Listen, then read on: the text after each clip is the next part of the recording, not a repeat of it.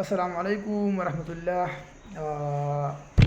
ډېر د خوشحالۍ پیغام دی، د خوشحالۍ خبره ده چې سېنیټر مشتاق احمد خان صاحب چې کوم دی هغه د اسرائیل فوج چې کوم دی هغه رها کړو او انشاءالله د خیر سره په سور ځای کې به انشاءالله هغه راتګ پاکستان ته.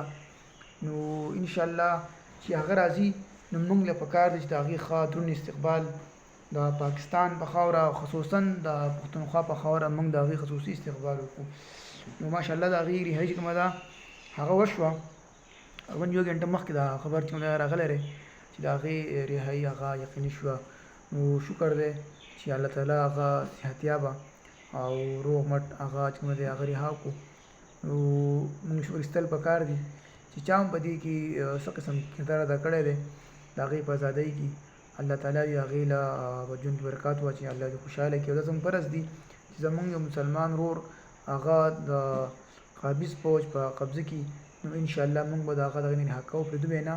نو ټول قوم ته او خصوصا پښتون ته دې مبارکي وي او دعاګو هم اوسئ او انشاءالله د خیر سره په ډېر لږ وخت کې به انشاءالله د خیر سره هغه راځي پاکستان ته.